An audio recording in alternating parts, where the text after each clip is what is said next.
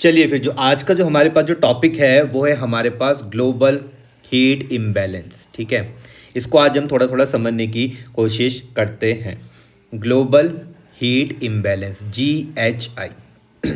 इससे पहले आप एक दो चीज़ों को समझ लो। एक है आपके पास इंसोलेशन, इनकमिंग सोलर रेडिएशन। ठीक है, दूसरा है आउट रेडिएशन। इंसोलेशन को हम क्या समझ रहे हैं कि जो हमारे पास जो सन से क्या आ रही है इनकमिंग सोलर रेडिएशन जो है उसके बारे में हम बात करें भैया, वो क्या है इंसोलेशन। और सेम उसी तरीके से क्या होता है आउट रेडिएशन भी होता है। ठीक है, ये हमारे पास क्या है अर्थ है। तो आप अर्थ को जब आप यहाँ पे देखते हैं तो ये है मेरे पास इक्वेटर 0 डिग्री, यहाँ तक कोई दिक्कत तो नहीं है। ये है मेरे पास 35 डिग्री साउथ, ये मेरे पास 35 डिग्री नॉर्थ। अगर आप 35 डिग्री नॉर्थ से और 35 डिग्री साउथ के बीच में देखोगे तो यहाँ पर हमको क्या दिखती है भैया, सरप्लस ऑफ हीट दिखती है। इतने एरिया पर हमको क्या दिख रही है भैया, सरप्लस ऑफ हीट दिख रही है। कहाँ से, 35 डिग्री नॉर्थ और 35 डिग्री साउथ के बीच में आप देखोगे तो यहाँ पर क्या दिख रही है भैया, आपको सरप्लस ऑफ हीट दिख रही है। सरप्लस ऑफ हीट का क्या किस तरीके से आप समझोगे कि भैया हमारे पास इंसोलेशन क्या है ज़्यादा है, लेकिन आउट रेडिएशन क्या है भैया कम है। यहाँ तक कोई दिक्कत तो नहीं है। 35 डिग्री नॉर्थ से और 35 डिग्री साउथ के बीच में हमने क्या देखा भैया, सरप्लस ऑफ हीट। फिर मैं क्या कर रहा हूँ, 35 डिग्री नॉर्थ से अगर मैं जा रहा हूँ नॉर्थ पोल की तरफ, 35 डिग्री नॉर्थ से अगर मैं जा रहा हूँ 35 डिग्री नॉर्थ से अगर मैं जा रहा हूँ कहाँ पर, नॉर्थ पोल की तरफ, तो मुझे वहाँ पर क्या दिख रही है भैया, डेफिशिएट ऑफ हीट दिख रही है। यहाँ पर क्या दिख रही है मुझको, डेफिशिएट ऑफ हीट दिख रही है। सेम उसी तरीके से मैं अगर 35 डिग्री साउथ से अगर मैं साउथ पोल की तरफ जाऊँगा तो यहाँ पर भी मुझको क्या दिख रही है भैया, डेफिशिएट ऑफ हीट दिख रही है। इन दोनों ही केसेस पर मैं क्या बोलूँगा कि हमारे यहाँ पे जो इंसोलेशन है वो क्या है भैया, कम है। किससे कम है, आउट रेडिएशन से इंसोलेशन क्या है, कम है। सेम इसी तरीके से इंसोलेशन हमारे पास क्या है, कम है। किससे, आउट रेडिएशन से। ठीक है, तो इसमें हमको क्या दिख रहा है भैया, इम्बैलेंस हमको दिख रहा है। तो इसलिए टॉपिक का नाम क्या है, global heat imbalance GHI। Global heat imbalance GHI। आगे देखते हैं क्या है लिखा हुआ, between approximate 35 degree north and 35 degree south.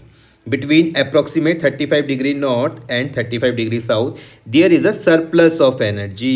क्या है भैया, surplus of energy। जो हमने यहाँ पर ये बात करी है देख लो आप, surplus of energy 35 degree north से 35 डिग्री साउथ तक। क्या लिखा हुआ है, between approximate 35 degree north to 35 degree south, there is a surplus of energy because insolation exceed out radiation। ठीक है, सरप्लस ऑफ एनर्जी क्यों है, क्योंकि यहाँ पर जब आप देखोगे 35 डिग्री नॉर्थ और 35 डिग्री साउथ के बीच में क्या हो रहा है, इंसोलेशन क्या है, ज़्यादा है।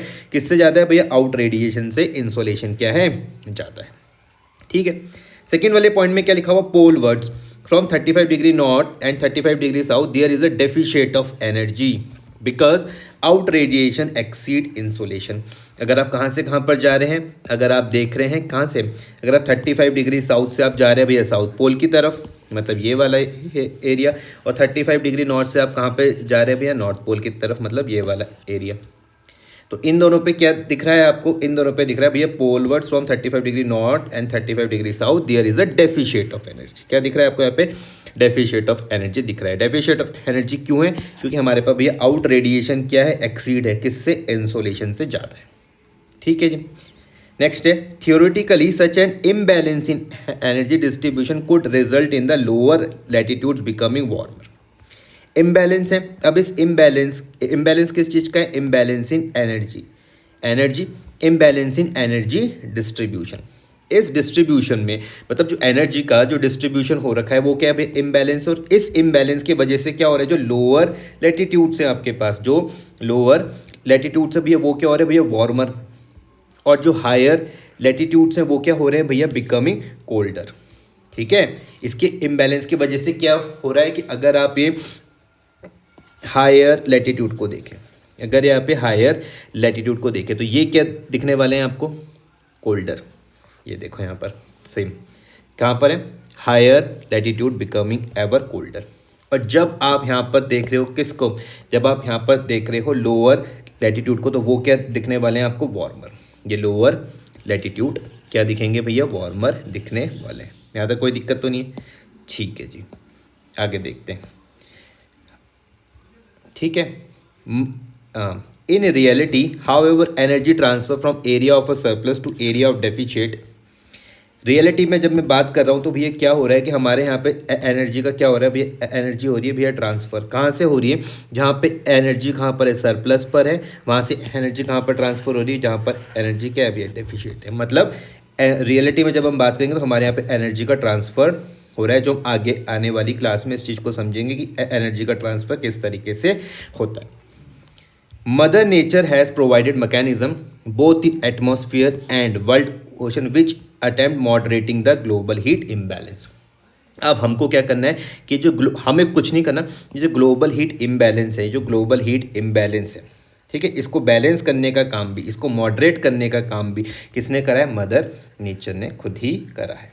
ठीक है, तो अब लाइन पढ़ के देखो क्या लिखा हुआ, mother nature has provided mechanism both in atmosphere पर भी है, मैकेनिज्म आपको एटमॉस्फेयर पर भी दिखने वाला है, आगे आने वाली क्लासेस में हम इन चीज़ों को समझेंगे।